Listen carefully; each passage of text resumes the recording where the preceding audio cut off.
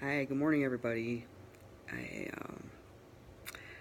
in the line with keeping it real and being myself, I have to talk when the Lord puts it on my heart to talk, regardless of where I'm at or whether I'm ready for the day and taking a shower and got my makeup on, or whether I'm in my jammies, cuddling up with a blanket. so, um, so basically, I've been thinking about how to start sharing the journey that I've been on this last year. And again, the focus of these videos is um, trying to um, encourage people who are stuck, who know the Lord but are far from Him and want to get close to Him, want to get back with Him, and just don't know how. And the way that it happened for me, the way that it started, was through a tragedy in my life. And one of my hopes is that by me sharing all this stuff, it can help you get close to the Lord without having to have a tragedy occur in your life. You know what I mean? Because tragedies hurt a lot, and let's try to avoid them if we can. You know what I mean? Um,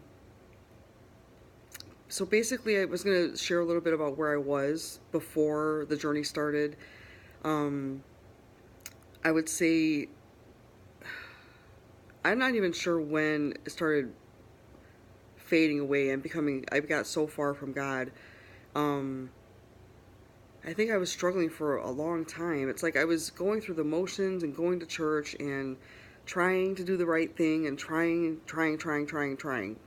and it just wasn't getting anywhere. And at least, especially for the last 5 years, crying out to God, saying, God, I know I need to be with you.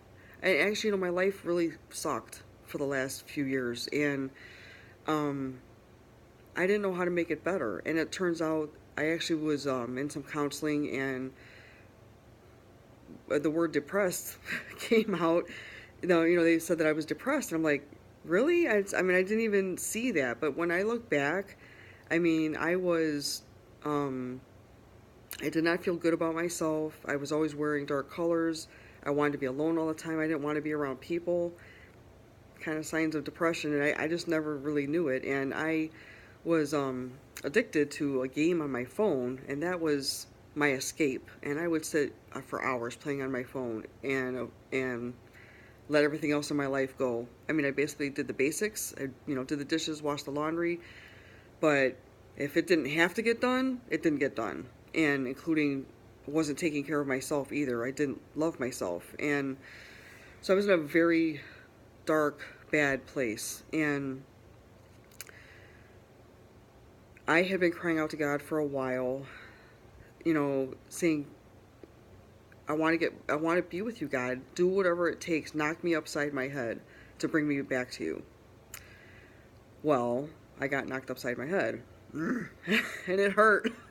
Now, I don't think that God orchestrated the tragedy in my life, but I believe that He allowed it, and He knew what I needed in order to restore me in my relationship with Him, and that was to separate me from things that were in the line sight. Like, I'm trying to look at God, I'm trying to be with God, and these things were standing smack dab in my vision. And I was looking at those things for filling instead of to God. And I didn't really realize how much I was doing that. And by Him allowing these things to be taken out of my life, it was very, very, very painful. And it brought me to my knees. And I wrote down how it felt. I said, the feelings were intense, heart-wrenching, and raw, and they brought me to my knees immediately. The next day, I started a 40-day fast, and I sought the Lord hard, asking Him to break down any barriers between Him and me. Now, I was away from the Lord. I wasn't feeling Him in anything. I didn't Christian music, when I heard songs, they didn't touch me at all. I didn't feel anything, and I knew there was some kind of blockage between me and him. And I just said, God, I just want you. And I just started from scratch. And you know, it got me out of bed early in the morning because of what happened. I couldn't sleep because my emotions were so raw. And I started getting up at 4:30 in the morning and praying and just talking and seeking him and asking him, you know, what's gonna happen here, you know. And one of the best pieces of advice that I got in those early days was to stop thinking about the circumstances and just put my eyes on God and what does God want to do in my life, and seek him for what he wants to do in my life. And I knew the first step was I just wanted to be close to him. I wanted to have a passion for him that I hadn't had in a long time. So I didn't know where to start, and I Googled it, and I said, how to cultivate a passion for God, to see what kind of advice would be out there. And the first thing that came up was some article that I read, and it said, just start talking to him about anything and everything in your life. Everything. And that's what I did. And it felt really good just to lay it all out. All the things that I was worried about or not understanding, any confusion, just started talking to him about anything and everything. And I knew the next step after starting the conversations with him was to seek a I wanted to be in love with him. I wanted to fall in love with God. And I knew there were some blockages there as well. There was something that was keeping me from feeling his love, and I didn't know what it was. Whew, here we go. I read a book that I had read when I was single called Hinds Feet in High Places. And I just noticed that my video is 7 minutes, so I've got 3 minutes to try to summarize this. But I'll have to go into it deeper next time. But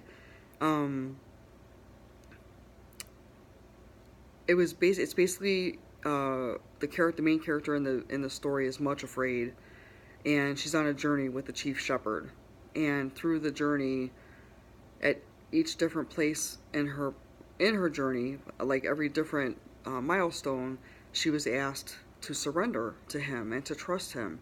And it was a very beautiful story, and through it I felt like I was on that journey with her, and all the different things that I didn't understand that was going on, he just kept saying, do you trust me? Do you trust me? Are you going to trust me that I'm going to take you where I want to take you? I'm going to take you. So the end of the story is the goal of the end of the journey is that she would be loved in return.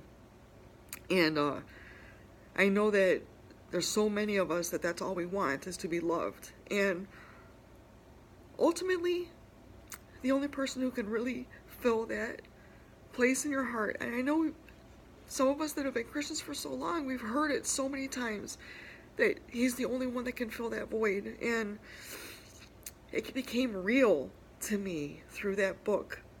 And it had to do with surrendering to him and trusting him, believing that he's good, knowing that he has our best interest in mind, even when our journey in life goes in the opposite direction of what we think he would want for us. And it kept coming back to, do you trust me? So I guess that's the word for the day, is do you trust him? And do you believe and know that he is good? Because that's where trust comes from, is from knowing that he's God, the God of the universe, who loves you. Those of you who don't know that, he loves you. And if you don't feel it, then start seeking him in that regard. Start talking to him and start saying, God, I don't feel your love for me, and I want to be in love with you.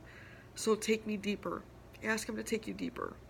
And just start the relationship, start talking to him about anything and everything in your life. And we'll talk more about the shoulds and the tries, and getting that off out of our vocabulary, and just being with God. And that's because that's where it all starts, is in having a love relationship with Him. So I know I somewhat keep these videos to 10 minutes, so I'm going to cut it off. And until tomorrow, I'll go a little bit more deeper.